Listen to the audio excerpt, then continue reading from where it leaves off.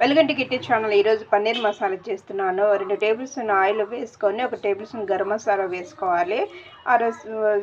కొంచెం జీలకర్ర మసాలా వేసుకోవాలి. 2 టేబుల్ స్పూన్ ధనియాల పొడి వేసుకోవాలి. 2 టేబుల్ స్పూన్ రెడ్ చిల్లీ వేసుకోవాలి. ఇందులో ఇట్లా గ్రైండ్ చేసుకున్న ఎండుమిర్చి కూడా వేసుకోవాలి. ఇలా గరగ్గా గ్రైండ్ చేసుకున్న ఎండుమిర్చి వేసుకోవాలి. తర్వాత ఆనియన్ కూడా వేసుకోవాలి. కొంచెం సాల్ట్ వేసుకోవాలి. ఇందులో నిమ్మకాయ రసం కూడా వేసుకోవాలి. అంత బాగా కలుపుకోవాలి.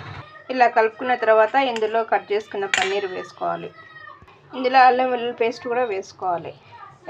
ఇలా కట్ చేసుకున్న పన్నీరు వేసుకోవాలి. ఇదంతా బాగా మసాలా పట్టేంత వరకు కలుపుకోవాలి. ఇదిగోండి, ఇలా అంతా కలుపుకోవాలి. మసాలా అంతా బాగా పట్టింది. ఇది ఒక 1/2 అవర్ ఇట్లా వదిలేయాలి. ఇలాంటి గోళం కానీ ఏదైనా మందంగా ఉండే ప్యాన్ కానీ పెట్టుకొని కొంచెం ఆయిల్ వేసుకొని మనము మసాలా పెట్టుకొని ఉన్న పన్నీర్ ఇందులో వేసుకోవాలి. ఇది రోస్ట్ అయ్యేంత వరకు గంటె పెట్టి కలబెట్టుకుంటే కిందికి పైకి అనుకుంటూ వేయించుకోవాలి. ఇదిగోండి, ఇలా బ్రౌన్ కలర్ వచ్చేంత వరకు వేయించుకోవాలి.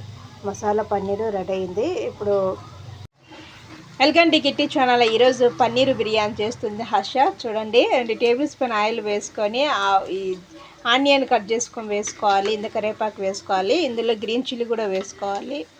ఇందులో 1 టేబుల్ స్పూన్ అల్లం వెల్లుల్లి పేస్ట్ వేసుకోవాలి. ఆ పేస్ట్ వేగిన తర్వాత 1 టేబుల్ స్పూన్ 1.5 టేబుల్ స్పూన్ ధనియాల పొడి వేసుకోవాలి. ఒక అర టేబుల్ స్పూన్ గరం మసాలా వేసుకోవాలి.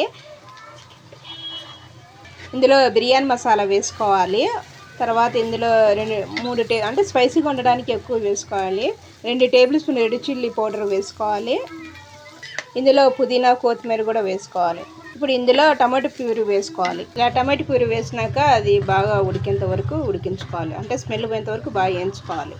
ఇలా మసాలా వేయించి పెట్టుకున్న పన్నీరు అందులో వేసుకోవాలి.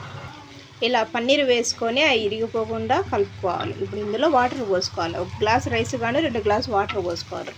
ఇలా నీళ్ళు పోసుకోవాలి. నీళ్ళు ఉడికేటప్పుడు రైస్ వేసుకోవాలి. నానబెట్టుకున్న రైస్ ఎసురు కాగినాక నానబెట్టుకున్న రైస్ ఇందులో వేసుకోవాలి. బియ్యము ఇది అన్నం ఉడికేంత వరకు ఉడికించుకోవాలి.